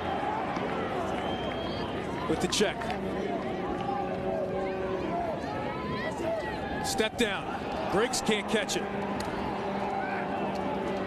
Castronova comes up with the ground ball but loses it to Briggs. Bachlet can't pick it up. Smith, who's got more jerseys on the ball. There's a late hit, not a late hit, excuse me, but interference on Durkin as he bumped Bachlet after Smith already had the ball. So giving it back to Virginia. Once your teammate picks up the ball, you cannot hit a player. So that's the interference call. The number 2 team in the country with the ball, Virginia, down by 4. On the road at Homewood Field against number 12, Johns Hopkins. This is Old Spice College Lacrosse on ESPNU. Eamon McEnany along with Quint Kesenick. Virginia in orange. Rob Emery, the freshman, drills his teammate with that shot, Nick O'Reilly. So the Hopkins defense being tested again. Stanwyck goes to the crease, number 6, as O'Reilly goes to work. Been bumping Jack Riley, defender up top to cover one of the Brattons. Time, room, bullseye!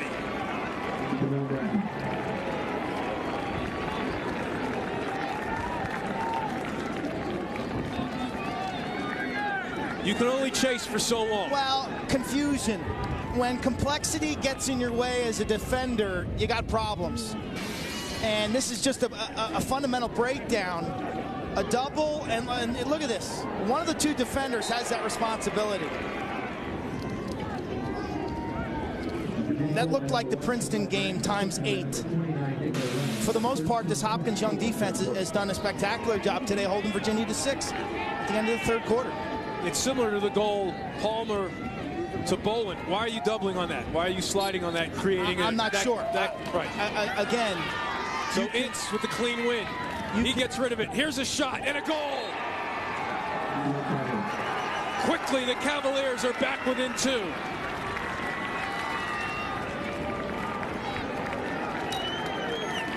Six seconds.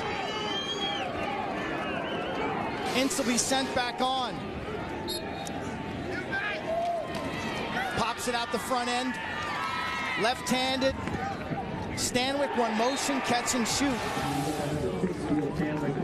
Ince, a Canadian who prepped in America at the Salisbury School in Connecticut. Oakville, Ontario. Part of that incredible senior class. Looked like Delente flinched, and looks like Rannigan out there now. Rannigan flinched. And Stanwyck comes up with it.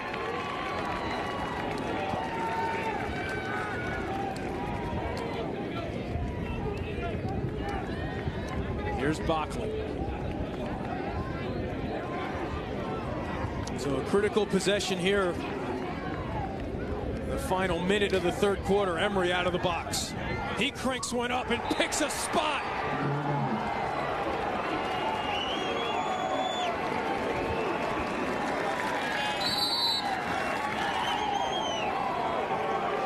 Three goals in 34 seconds warrants a Johns Hopkins timeout. The players in orange are flying. The Blue Jays on their heels. Probably pretty much everybody. The freshman from St. Ignatius Prep, one of the deadliest shooters already in the country, makes it a 1-goal ball game.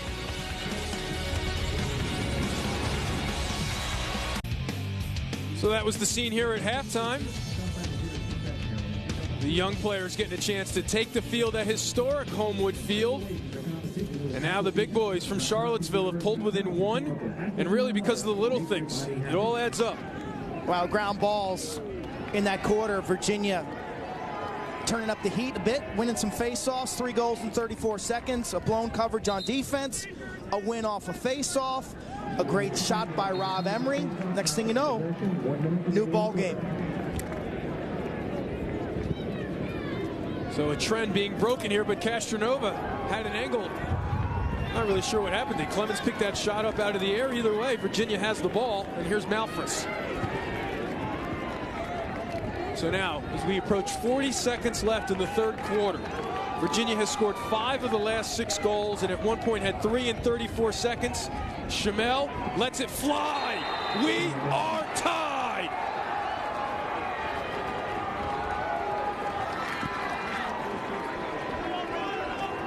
Signature runoff. Youth of Hopkins. Apparent.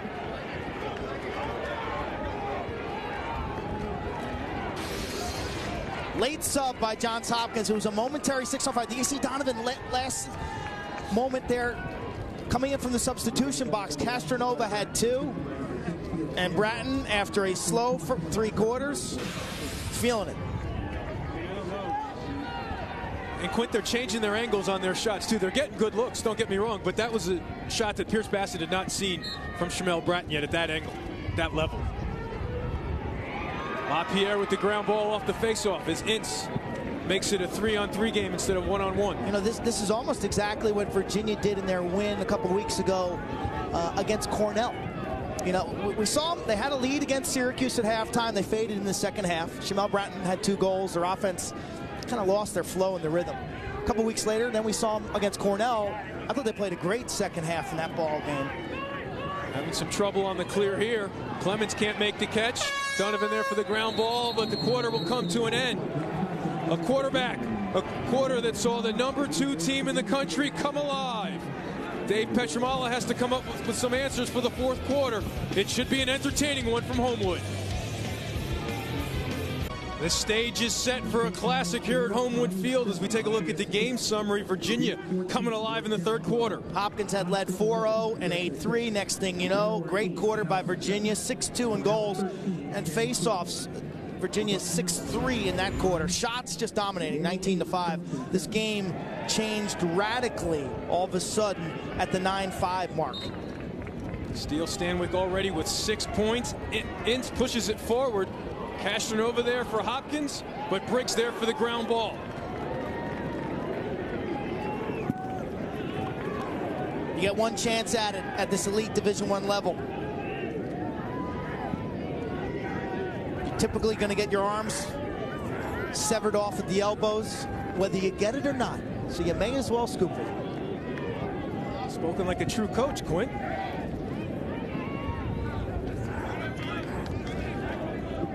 Virginia turning the tables on all the statistical categories. As Schimmel took the shot there.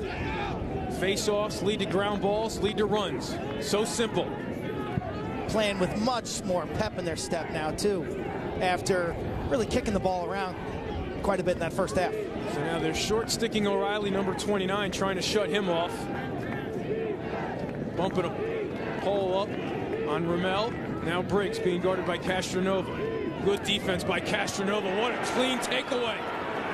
Now, with a step, 4-on-3. Good recovery defense by Briggs to get back. Castronova didn't want to make the pass. Flag is down, so a free possession for Wharton, and he rings that one off the pipe. Smart play by Donovan, but Clemens comes up with the hustle play. So McWilliams goes to the penalty box on the slash call.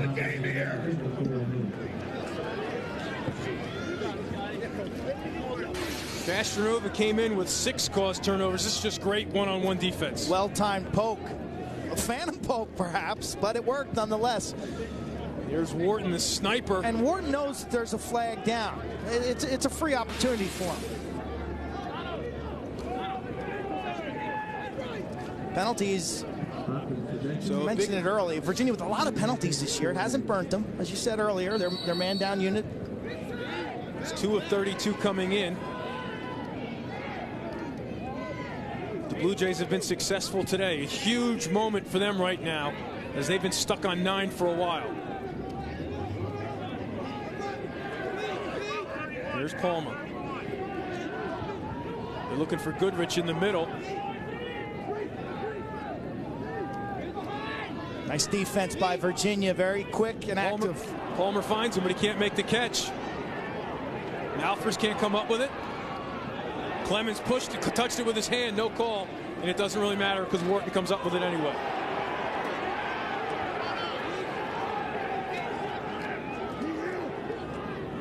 Step down for Guida, hit somebody in the noggin.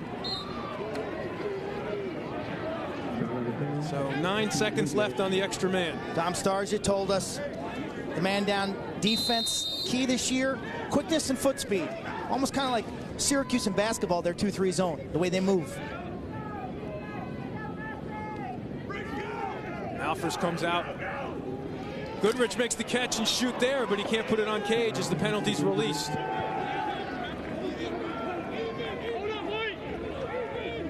Hopkins will hold on to the ball as they try to stop this run. It's been all Virginia since it was 9-5. But Hopkins hasn't really had a long, drawn-out possession in a long time. Guida being guarded by Briggs. Ranigan. Now again, number 9, John Greeley, not out there with this number 1 midfield unit, so it's Coppersmith. Greeley hit hard by Matt Lovejoy. Has not returned since. But Coppersmith has 2 goals.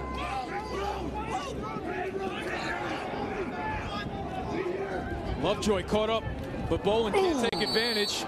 He gets undercut.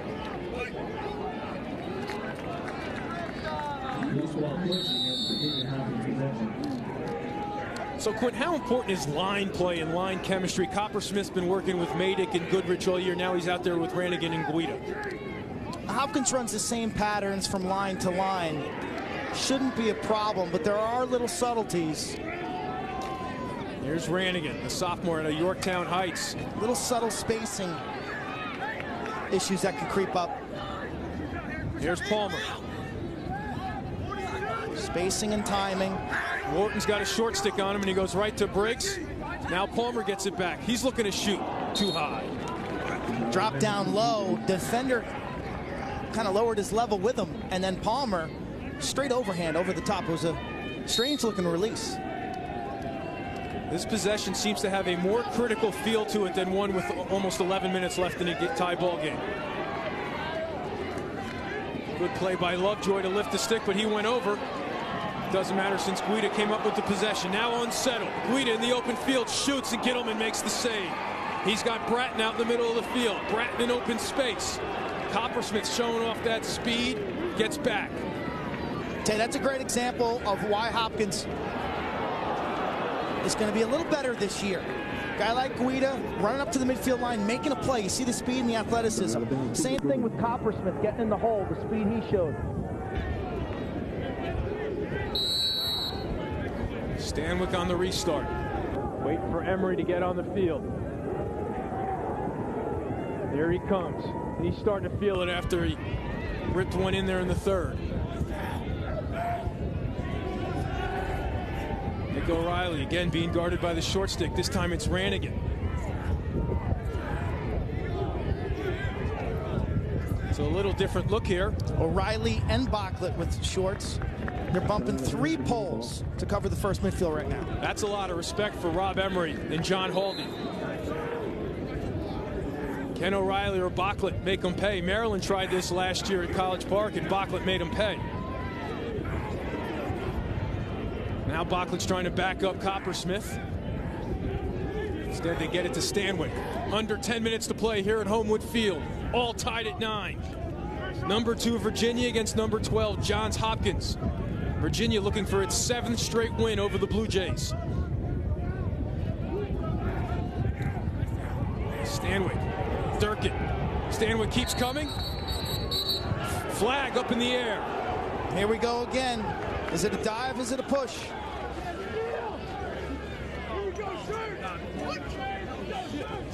Hey, I just lost the game.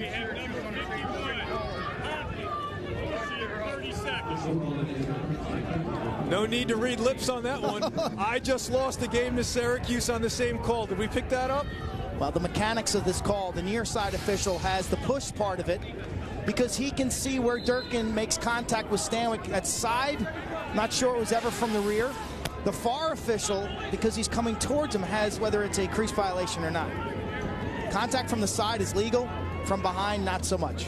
So Virginia with the extra man opportunity in a tie ball game in the 4th quarter. Emery. Unbelievable. He is a sniper.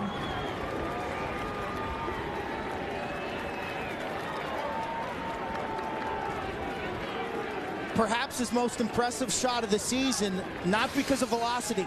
He actually takes a hair off this one to make sure he gets it right. Catch, cradle, shuffle step, and you pop that one offside hip. There's not a goalie on the planet who can make that save. Even Jesse Schwartzman is playing in Major League Lacrosse.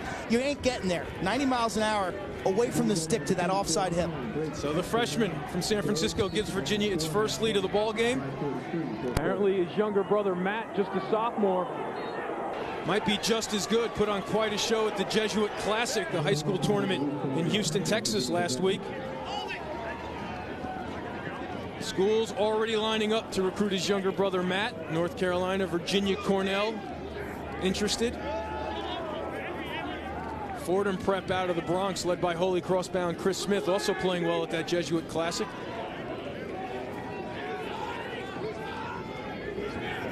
So now Virginia with the lead now.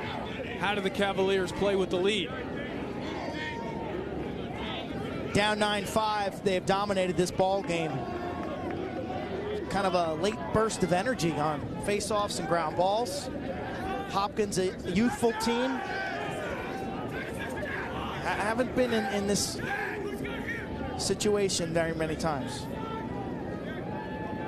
Haldy to O'Reilly. Here's a look. Good closeout defense by Smith.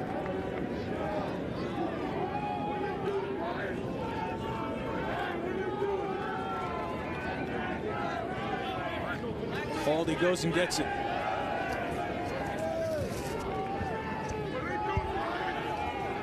Eight minutes left to play. Virginia now hit with a stall warning. You do not see that every day with the Cavaliers. Haldy, feet inside, catch made. Bassett denies White.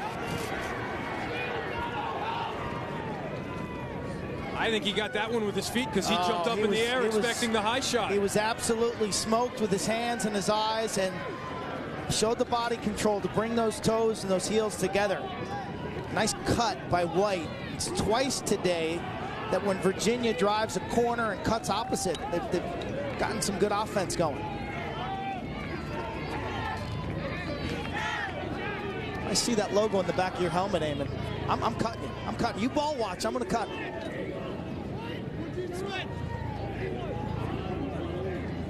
Giving me bad flashbacks talking about Coach Corrigan being upset and me ball watching. I'm going back in time here, Quinn. I think you can make me run sprints before this one's all over. Coppersmith. Under 7 minutes to play now. Hopkins needs an answer. Coppersmith with space. Makes a move. And we are tied again. A hat trick for number 16.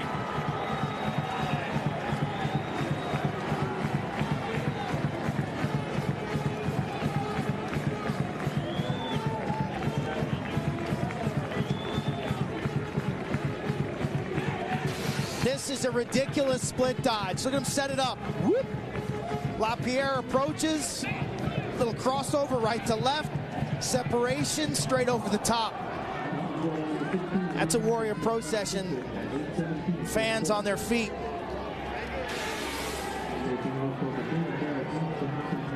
So just 2 goals a year ago, 3 coming into this one. He now has 3 today. So a career high as Ince, though, comes up with the face-off win. And the Blue Jays are coming up with the ball. Nice try by Ince. Now all of a sudden it's the players in white jumping up and down with enthusiasm. Tonight at 11:30 Eastern on ESPNU, the NCAA Hockey Championships presented by Enterprise Rent-A-Car continues with the Northeast Regional Semifinal as the 3-seed Notre Dame takes on the 2-seed Merrimack. Number 2 in a street fight right here in college lacrosse. Number 1 Syracuse tonight on the road in Villanova. Coming up next here on ESPNU, number 4 New Hampshire against Miami of Ohio, the top seed, as the college hockey continues. Key crown ball here. Nice pickup by Clements.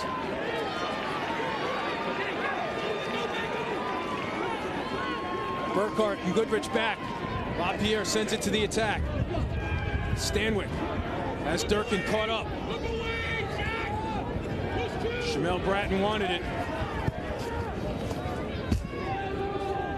Stanwyck attacks Bassett, shoots at the empty net. That is the definition of a crafty lacrosse player.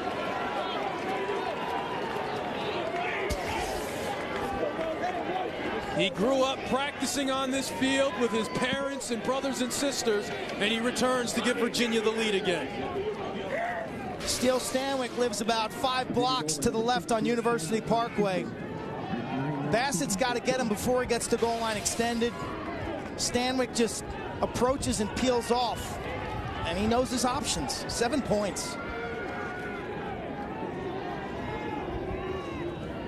Every Sunday, he was telling us this week, family would go to church and then right to Homewood to play. Telling us how much he looked forward to it. You mentioned how close they live. I asked him if they walked as a family. He said, no, actually, we were pretty lazy. That was our lazy part of the day. We all drove, loaded up the family truckster. But Wharton comes up with the ground ball now. Under 5.5 to play. Does Hopkins have another answer? Last time it was Coppersmith. Remember that last possession, a bad turnover in the corner on a flip. Here is Coppersmith, the sophomore out of Florida, already has 3. Guida being guarded by Bobby Hill in a matchup of freshmen. Who initiates the offense? It looks like it's 16.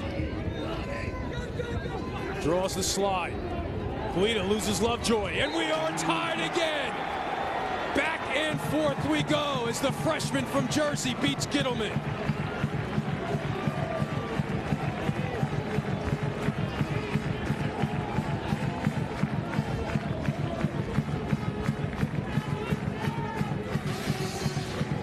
Getting your money's worth today. Coppersmith's got the hat trick, draws the defense.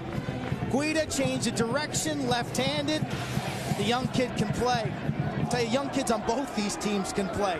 Guys like Rob Emery, freshman, Rob Guida, freshman. So now a critical face-off with 4:49 to play.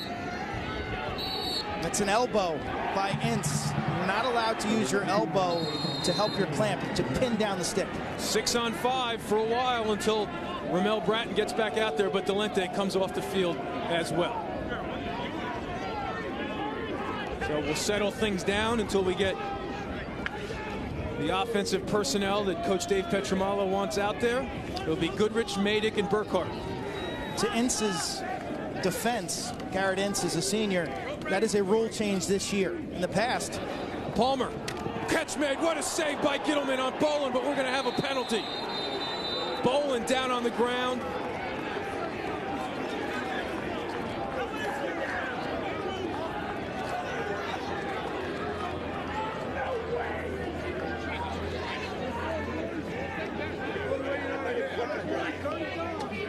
Number 30, Virginia, slash, 1 minute. Come on, Wyatt, let's go. So it's a slash on Malfris.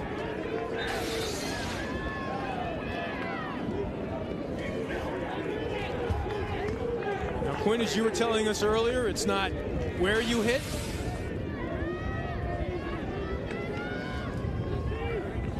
What'd you think on that replay? Coach Starger, we heard he said no way. But right now it's a key extra man opportunity for the home team. Me here, me, Scott, Scott, me, Scott, push out. There's Wharton. Now Goodrich cuts. Wharton gets his hands free, but a good check at the end there by Wyatt Meltzer, but he can't make the catch. I mentioned slashing earlier. It's swinging a cross at an opponent's cross or body with deliberate viciousness or reckless abandon, regardless of whether the opponent's cross or body is struck. So it is strictly deliberate viciousness or reckless abandon. Contact sold separately. Now, obviously, if you hit the guy in the shoulders, the back, the neck, the head, the thigh, the knee.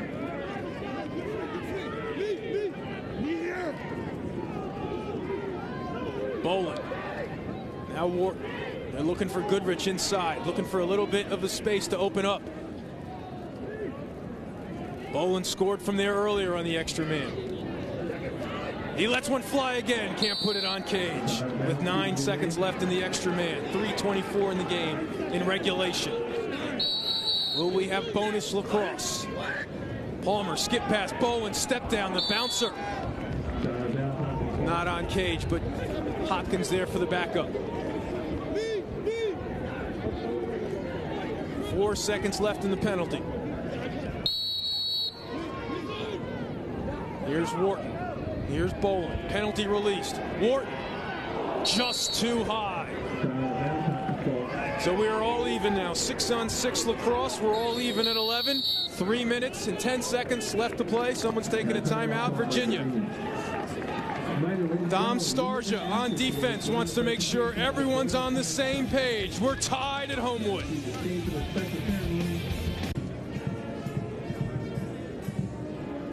Welcome back to Old Spice College Lacrosse.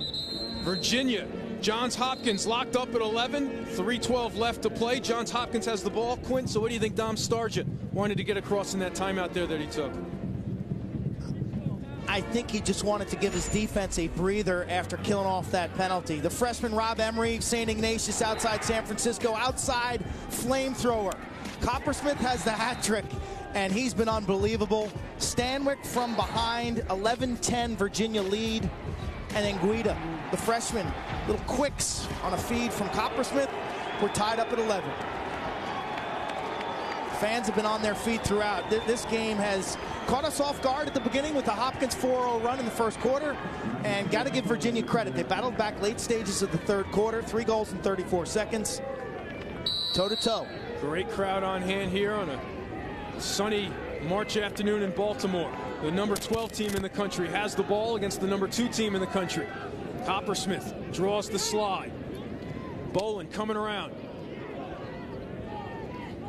So now Rannigan being guarded by LaPierre. He's drawn the pole, the long stick defense most of the day. He hasn't had many reps. Coppersmith. Now Palmer. Back up to Rannigan. Rannigan coming down the alley. Next shot has to be a good one if you're Dave Petramala and the Blue Jays. Now Coppersmith being guarded by Ramel Bratton. Good one-on-one defense by number 3 right there. Virginia digging in.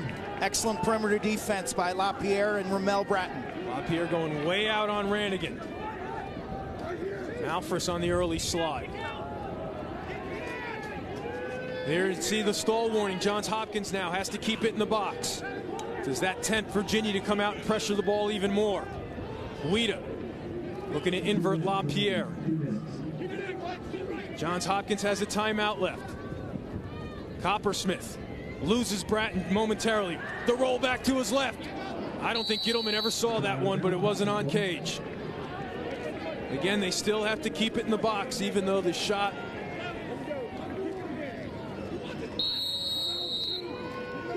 .148 to play.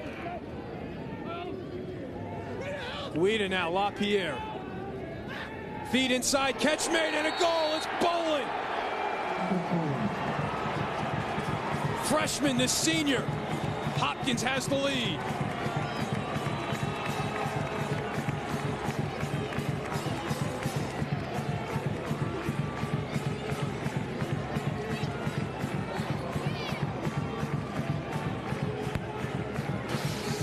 The sense to find the softness in the defense. Guida shake and bake, draws the eyes.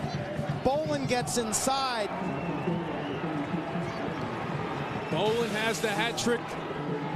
After Bolin and Wharton came up with zeros against Syracuse, the coach had to sit down with his veteran attack and said, we need more out of you. You mentioned the timeout situation. Both teams with the timeout. Hopkins will take a defensive posture on this faceoff. Valente against Ince. It's Briggs and Malfris on the wing against Smith and Castronova. Ince wins it back to himself and comes up with the ground ball. Looking for a safety valve, he finds Clements. Does Dom Starja call a timeout? Briggs, full head of steam quickly, runs through one guy, runs through a second guy, and Dom takes the timeout before Briggs gets the shot off. 1:25 left to play. The number 2 team in the country, down by a goal, but has the ball.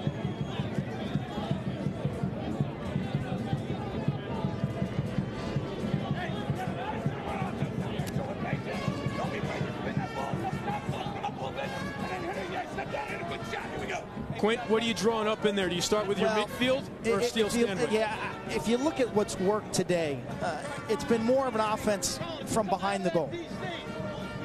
I think they should start it up top with a midfield dodge, which is a dummy dodge, down the side, get the ball to Stanwick and let him create from behind.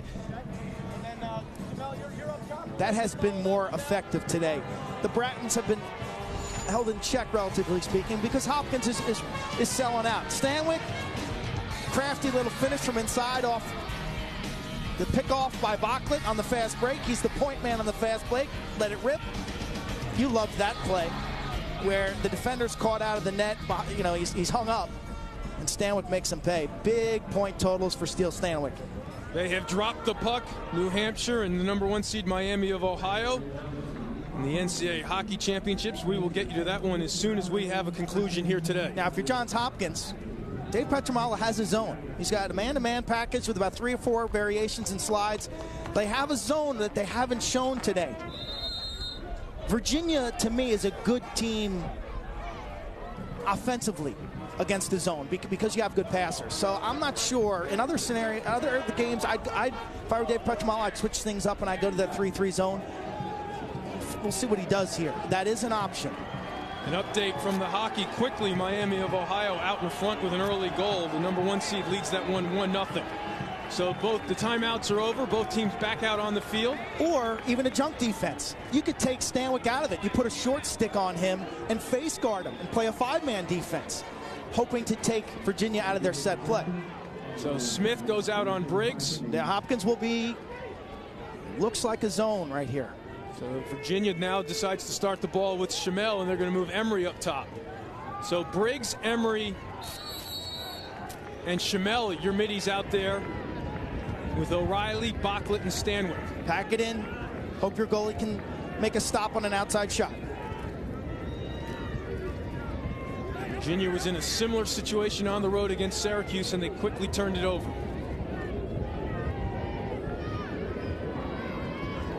Now Emery to Briggs, trying to draw that Hopkins defense out. Stanwick. Briggs going at Castronova. Skip past to Bratton. He can't make the catch. Huge turnover by the Cavs with 45 seconds left to play.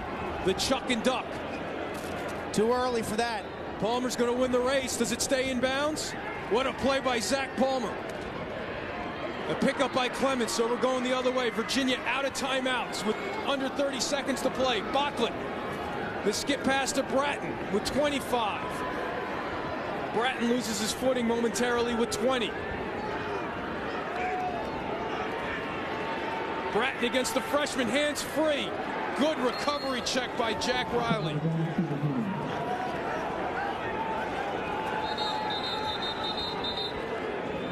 Dave Petromala with 12 seconds left. Wants to make sure the I's are dotted and the T's are crossed.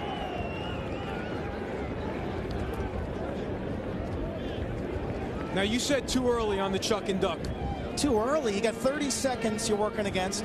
But if your clock is irrelevant, run to safety. Get the ball to your goalie, have your middies work back. That's not the time to panic.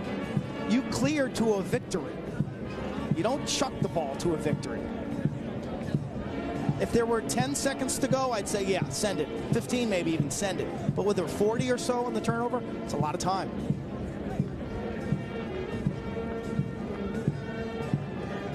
Johns Hopkins has a 1-goal lead, courtesy of the senior number 32, Chris Boland. A hat trick for the veteran. Boland up top when they're 3-3 extra man set. Great accuracy, beats Gettleman to the off-stick side. Good cut. Just a kid who knows how to play the game. He's very instinctual. He makes excellent decisions. High lacrosse IQ. He is today's Maverick player of the game, and worth noting, as Coach Petromala did to us this week, the brace just came off. Missed almost all of last year with the knee brace. The knee brace came off against Syracuse. And today he had 3, but now it's up to the Johns Hopkins defense to snap a 6-game losing streak to the Cavs. It's the same lineup out there for Virginia. Bratton, Emery, and Briggs, your middies. Bocklett, O'Reilly, and it starts in the stick of number 6, Steele Stanwyck, with 12 seconds. O'Reilly, Bocklett looking to step in. He gets to O'Reilly. Save made by Bassett. Briggs on the rebound. There's the shot. Denied. There's the wheel and turn, and it's over. The defense stands tall, and Johns Hopkins defeats Virginia 12-11.